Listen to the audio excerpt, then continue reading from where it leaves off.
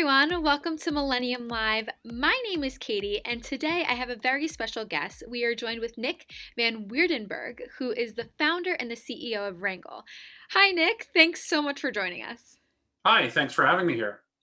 I'm so curious to hear more about Rangle, and I really want to start from the beginning. So, can you just tell me what does digital transformation mean for Rangle, and I guess for you too?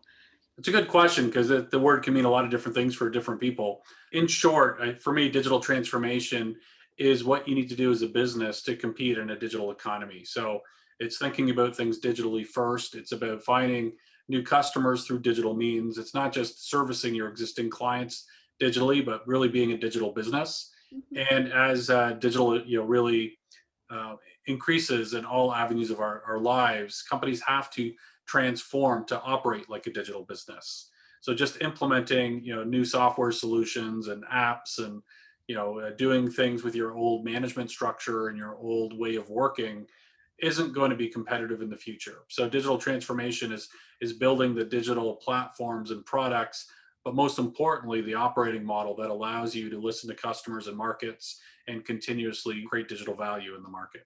Right. So, based on that, how would you say that Wrangle helps organizations really transform? So everything we do is based upon our core pillars of what we do from a digital perspective, and we specialize in building customer experiences and front end applications. The touch point of users. So if you really want to be a digital first company and you want to be more customer centric and you want to prioritize what you work on, you want to do something where you create teams that can listen to customers, build what they need, come up with hypotheses, test them, learn. You want to become a learning organization and you want to learn in market with your customers through these digital channels. So we specialize very deeply in all the core touch points of building a next generation customer experience, digital experience platform for our clients. And whether that's front end technology, design systems, cloud native, anything that really is best in class enablement for being a digital first customer centric company. And we build up these capabilities. We have communities of practice.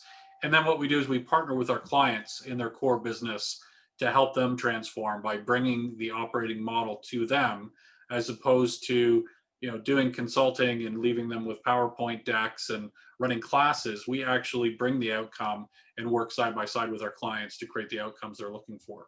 Wow, that's wonderful. So, I'm curious because transformation is definitely not easy, and I'm sure it comes with its own challenges and problems.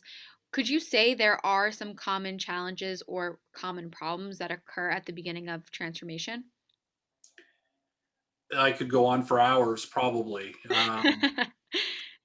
Decision making is really hard. Judgment's hard.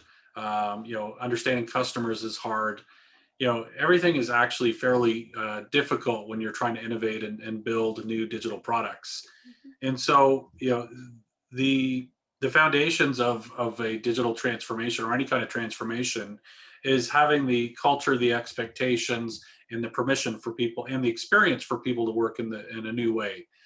So culture, you have to have a culture that sort of is not afraid to fail, that is learning centric, that's always teaching, growing, and learning.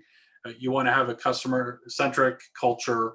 You want to have the team members with the skills to do this work in this new way, and you want them to develop the experience doing it, so you lock in the culture and the mindset of working in this way digitally. So you've got skills, culture, and mindset, and that's very, very hard to do because if people haven't done the work, if they haven't worked in a modern digital operating model in a transformed state, it's very easy for that to be rolled back. You have one, a VP change within a company. You have any idea tends to get, too much feedback, and sort of it gets squashed because there's no clear ownership for teams to solve problems for clients. There's always someone else who has to review something. So what seems to make sense statically is doesn't make sense dynamically, where you have to move fast at internet time and listen to customers, build and test. So it's really the biggest challenge is to get the experience working in this model so it sticks. Right. And to do that, you have to create the permission the enablers, and remove the friction in the organization that stops people from moving to this model. Mhm. There's an interesting concept in transformation and change, behavioral change, that when you push people to change, it's they're under tension all the time and they'll revert back. But if you remove the blockers to change, then people will change naturally because there's less tension in changing. So rather than sort of trying to push an organization to change, to create the space for the organization to change by partnering with a company that works in that model is how we think about it. And that's where the without that experiential learning, that immersion, change is pretty superficial, and often, companies don't know why they're failing, but it's because they really just haven't evolved far enough, fast enough, and Right. that's the experience gap. So, what roadblocks really happen while the transformation is underway then? So, a couple of really good examples are capacity to do the work, because organizations are operationally efficient. So they prioritize for capacity, not for the ability to get the work done quickly. So you have a team that's building a new experience for a company's customers, but every time they need to do something, they have to go talk with multiple other teams in the organization. Those other teams in the organization have different priorities. So what happens is, oh, we need to do this. Well, we're that's not our priority this quarter. Maybe we'll get to it next quarter. So there's all these little death by a thousand cuts that happen, and getting the full alignment and a fully capable, enabled team to do the work and make the changes, that needs to be invested in. So creating the capacity on a team so the team has what it needs when it needs it, and they can move as fast as possible. So, I'm curious now, where do you think organizations typically get stuck on their digital transformation roadmap? Is there a specific location or not necessarily? They get stuck everywhere, and most of it is in the fundamentals. So there's always a reason not to do something or to not give up a certain amount of responsibility, to not go far enough, because it's a change. Mhm. So you're moving from an environment of decision makers in control. That's your sort of pre-transformation state, to a environment of autonomous teams that solve customer problems. To do that, you have to trust the teams are going to solve the right problem. So your strategic planning process needs to let the teams be autonomous and solve customer problems. So they have to give higher level goals, which is a completely different model of strategic planning, because most companies are too risk averse. They want to have concreteness. Right. And then you have to be able to give feedback back up to executives. So executives have to give high level guidance, and they've got to get value metrics back from the teams. Once you've got teams that can work and generate value quick enough and communicate that back through the organization, then your executive governance process can support that model. But it's a bit of a transformation chasm. So, the senior leaders have to understand how the teams are going to work and trust it, and the teams have to be given the permission to do that. And any of the organizational infrastructure needs to be updated to support it. So there's these pressures to resist the change. And then you have a lot of people in the middle management, which actually, it doesn't fit to that team-based model, because they're translation layers that work in a slower cadence. They don't work on that real-time, customer-centric team model. Right. So, do you think it is possible to undergo a successful digital transformation without the buy-in of the entire organization? It's really about experiencing experience and understanding, and then it's about making the hard decisions to sort of get to that stage. But most people are bought in, they're just not bought in their backyard. So Mhm. like everyone agrees with digital transformation and agile transformation, but there's always but not this, but not this, but not this. And so the negotiated sort of path is it's never thorough enough, and it's never complete enough. And there's too many gaps. There's too much of the wrong models, the wrong decisions, the wrong skill sets. and everyone's bought in, but everyone doesn't really understand what the path is, or what what's a good decision, what's a bad decision, and following that transformation journey. So, how can risk ready executives convince the more risk adverse people or their counterparts to really believe in and support the transformation? What we're seeing now, and this is exciting, that there's a lot more digital savvy executives in most companies. So every 3 years, you have new executives. Some executives retire. People move across companies. People get promoted. And I think we're seeing, like, from 6 years ago, it's a much more digitally savvy leadership team and structure. So organizations have evolved an incredible amount in the last 6 years. So now, if you have a risk ready executive, they can be pretty successful because there's been a lot of groundwork that's been laid over the last 6 years. But what they need to do is find a level of independence from the rest of the organization, and to understand what that looks like and how to achieve it. And there's a few strategies that we strongly recommend for that.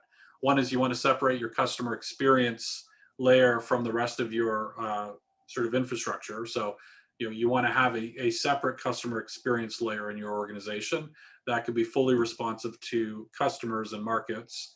And then you need to enable the service level agreements between those customer experience teams throughout the rest of the organization.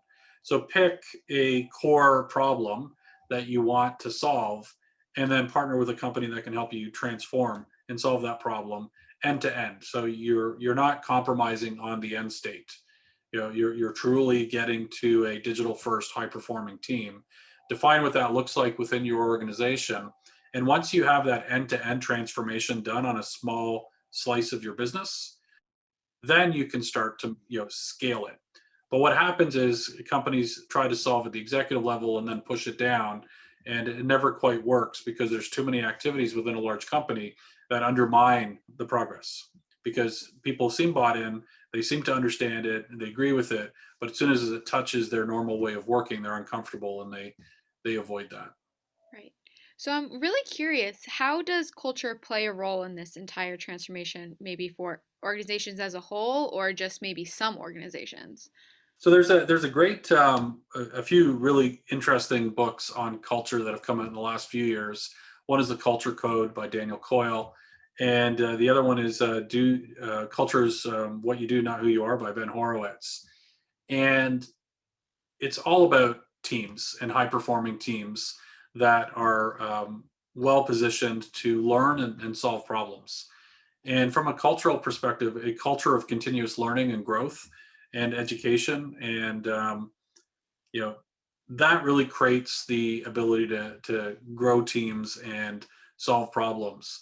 Most organizations aren't well structured for that, and it's an investment in that capability, and using teams and customer outcomes as your core measure and your core incentives within an organization, because otherwise that's not the priority. So culture really is how you work, and how you what you value within an organization.